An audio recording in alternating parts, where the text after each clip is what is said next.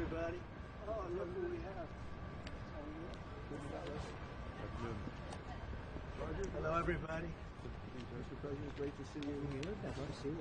I do know Roger. Good to see you again. For last night. Appreciate it. That was great last night. We had the sausages there. That was great. Oh, the sausages, boy. They really they were fantastic. You were terrific. Thank you. You got the market seeing your brilliance. Yeah, that's up almost 7 points.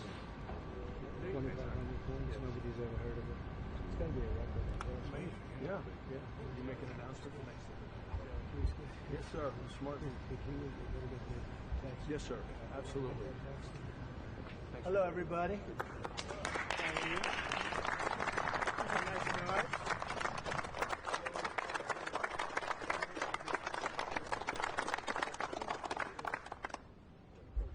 Is this your car? Yep, this is the car. Yep. Ryan from last year, he had 23, so pretty amazing job he's done. Pretty amazing. Well, this is the team behind him here. Fantastic. Great. Mr. President, thanks for having us. Thanks for having us. Thank you. We had to do it. Somebody had to do it, right? Well, thank you very much, everybody. We have a very special day for a lot of reasons, actually, if you really think about it. But this is a day because Roger Penske is a great friend of mine. I've known him a long time. He received a few years ago the Presidential Medal of Freedom, the highest award in the country outside of the Congressional Medal of Honor. It's sort of the civilian version of the Congressional Medal of Honor. And I watched him win his 18th Indianapolis 500. And now, I just said, did you win 19? He said, well, actually, we won 20. He won 2 more since then. So that was like 5 years ago, and he won 2 more since then. And just well-deserving. If you look, Germany, Japan, the countries, they spend billions of dollars trying to win Indy.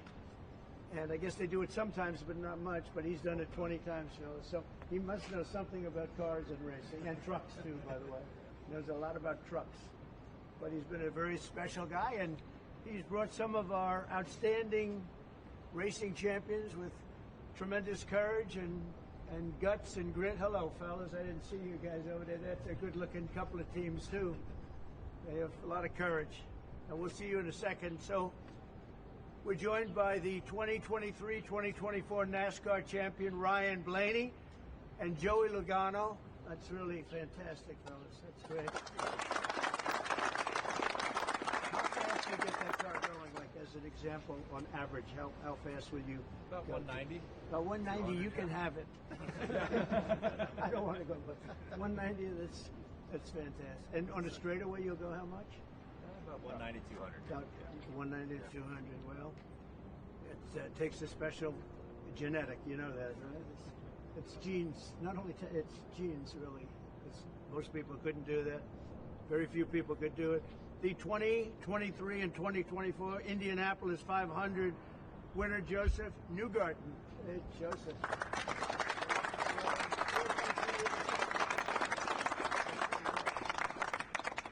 And the 2025 champions of the 24 Hours of Daytona, Felipe Nasser, Nick Tandy, and Lawrence Ventura.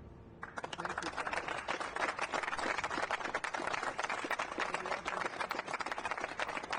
This is just a celebration of racing, and it's a celebration of Roger and his great success and his life, and these incredible champions who really do what very few people could do. Mentally, psychologically, it's a big factor here, like it is in all sports, really, but you need a great physical ability. People that do this, they don't realize what great athletes they are. It's just not the car. I had a friend, he's a very successful guy, but he was a driver. And started off, he wanted to be a race car driver. He wanted to be like you. He wanted to be just like Joey Logano. and he had it for business, but he didn't have it for he said, I just couldn't compete with the good drivers. He couldn't do it no matter what he did. And he got lucky. He went into business. He made a lot of money. He was very successful. But he said, I couldn't press the accelerator down all the way, and the best drivers could. So there was just a difference. It was really, I never forgot that story. But these are great champions, and it's a great sport. And what you've done in Indianapolis also with the track and everything has been incredible. I mean, it's really incredible. People tell me it's been amazing. I'll have to get there. I'm going to have to get there maybe this year with you. But Open invitation. well, thank you very much. Thank you. And we did Daytona. We went around the track in the Beast, what's called the Beast, with the thick windows and the whole thing. And you're not supposed to hear anything, but I heard the fans. They were going crazy outside. So it was a great honor. So I just wanted to welcome them to the White House, a special place, very, very special place.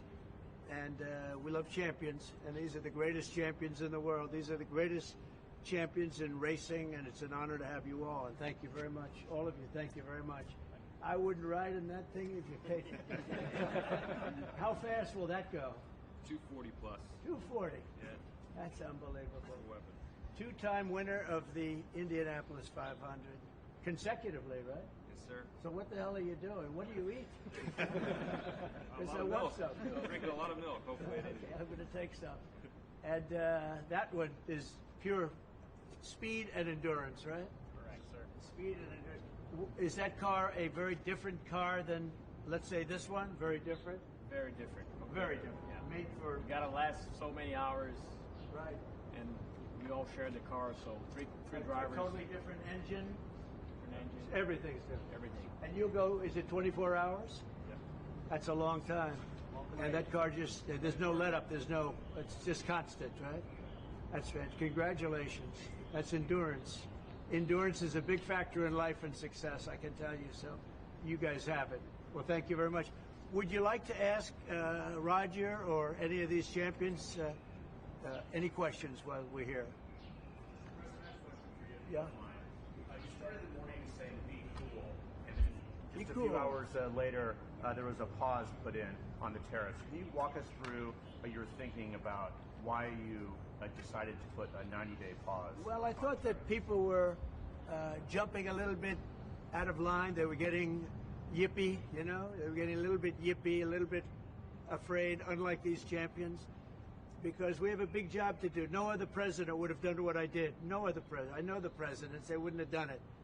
And it had to be done. What was happening to us on trade, not only with, you know, if you look at it, not only with China, but China was by far the biggest abuser in history, and others also, but somebody had to do it. They had to stop because it was not sustainable. Last year, China made $1 trillion off trade with the United States. That's not right.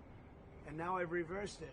It's for a short period of time, but we made $2 billion. We're making now $2 billion a day. And somebody had to do it. Roger actually said it. Charles Schwab was here a little while ago, one of the great financial people, and he said he's been waiting for 40 years for somebody to do what I did over the last month.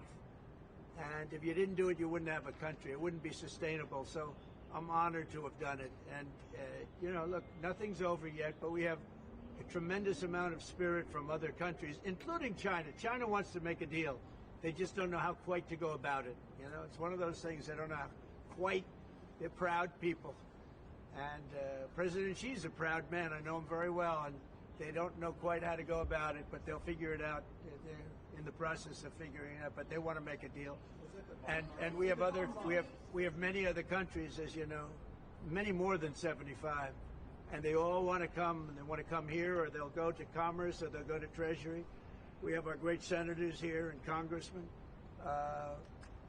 They'll call John. They'll do somebody. They'll go through somebody, but they're all calling. How do we do this?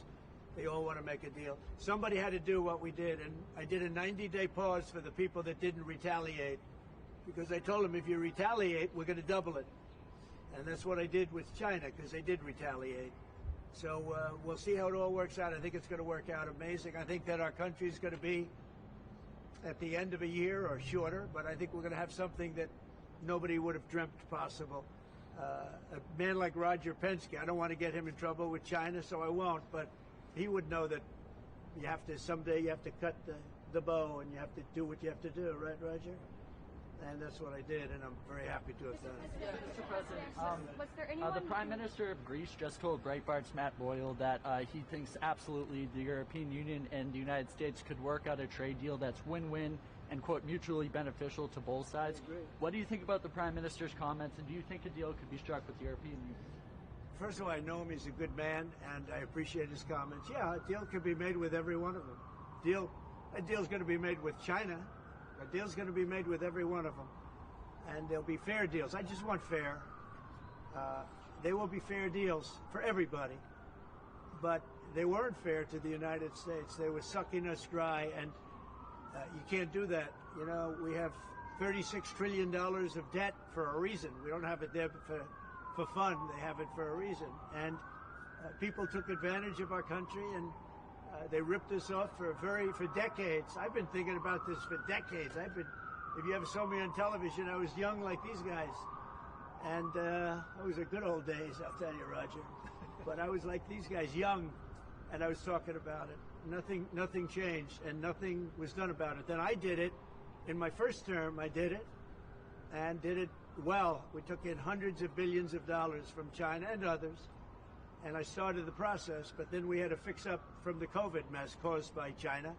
We had to fix up from that, and we did a good job of doing it. And when we handed back the reins after a rigged election, and when we handed back the reins, the stock market was higher than it was before COVID coming in. So, you know, we did a great job, but we didn't have time to do the big thing, which we're doing now. And it's, it's like a patient is sick. You have to do surgery. Patient is very, very sick. And Joe Biden handed us over a country that was in very serious trouble, economically and in every other way. They let China run away with things. They let other countries run away with things. And maybe worst of all, in a certain way, is what they did at the border. We had people pouring into our country by the millions. Many of them were murderers and drug lords and thieves and people from prisons from all over the world. And there were people from mental institutions, insane asylums. They were taking their mentally insane, and they were dumping them into our country. And I'll tell you, Tom Homan and Kristi Noem are doing a fantastic job in removing them. And now the courts, the Supreme Court just gave us numerous good rulings where we have to be able to get them out. You had other judges trying to take over the system. And think of it, they take over. They want these people coming back. Tren de Aragua from Venezuela, the Venezuela jails that cut off the fingers of a man in Colorado. They cut off his fingers because he called the police looking for help. They said, "Did you call the police?" He said, "Yes, I did." "Put your hand down," and they cut off the fingers. This is what they want to bring these people back now. And I want to thank the president of El Salvador for the job he's done, because that's the way it has to be done. It's too bad. Yeah, please. Chuck Schumer and Nancy Pelosi, they've been talking about tariffs for decades. How come when these Democrat elites want tariffs, everything's hunky-dory, but when President Trump wants tariffs, all hell breaks loose? Do you see this double standard? I love this guy, whoever the hell that is. That's really nice. I appreciate that question. No, Chuck Schumer and Nancy Pelosi, everybody knew you had to do it, but they never had the guts to do it. It does take guts. It even takes guts for our country to go through it. That's why I say be cool. They were saying about, just be cool. It's going to work out. It's going to work out, and it's working out. I can tell you, working out maybe faster than I thought.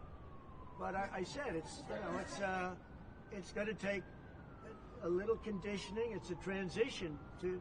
It's really, I think it's a transition to greatness. It's going to be greatness. Our country is going to be. There'll be nothing like it.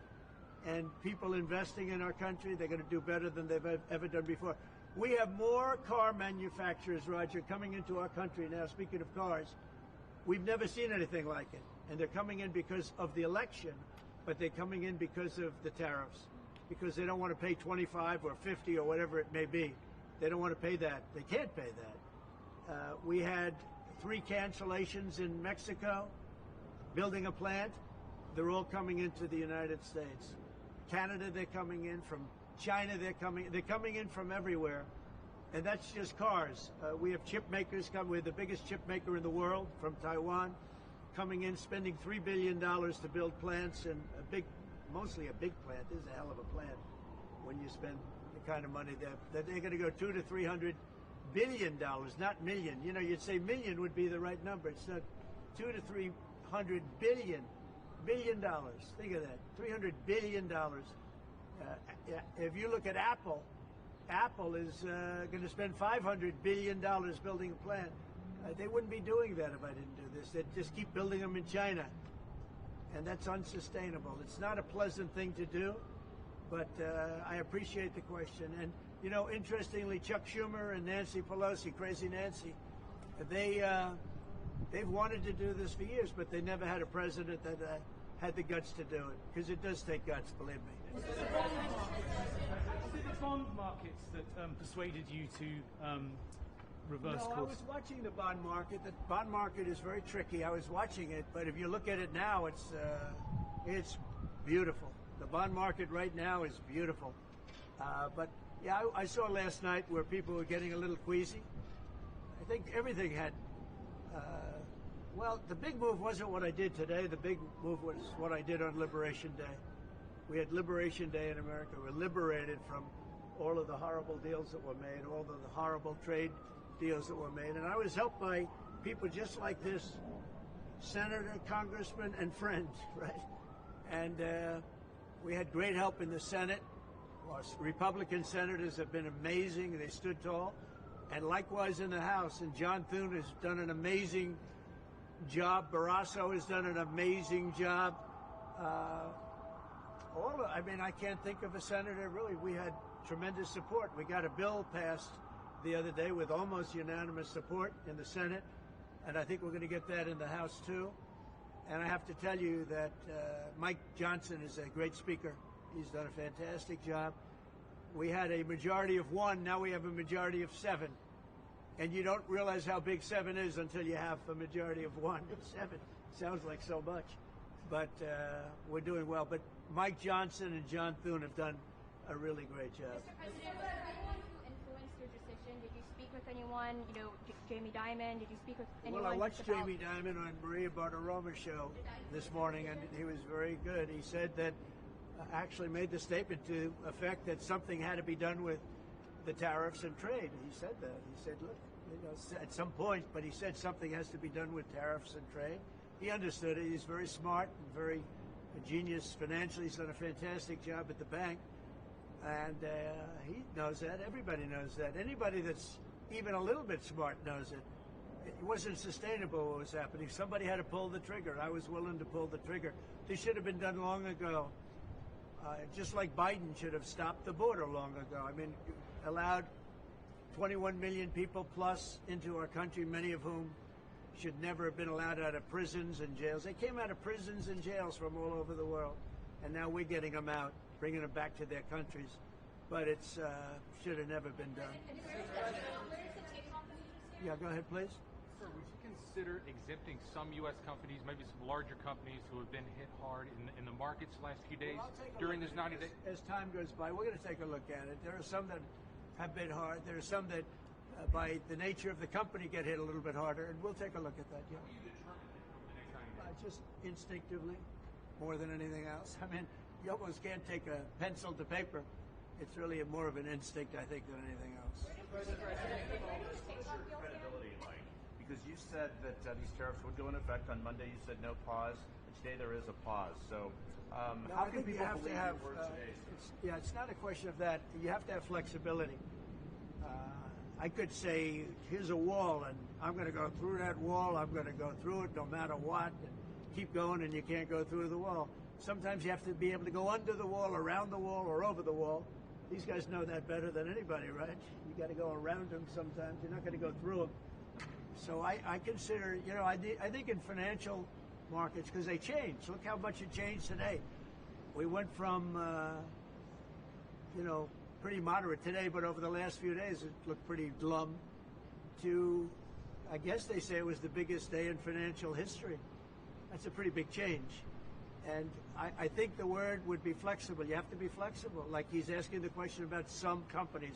Some companies, through no fault of their own, they happen to be in an industry that is more affected by these things than others. You have to be able to show a little flexibility. And I'm able to do that. I'm going to say hello to these champions because they are great champions. I got to say hello.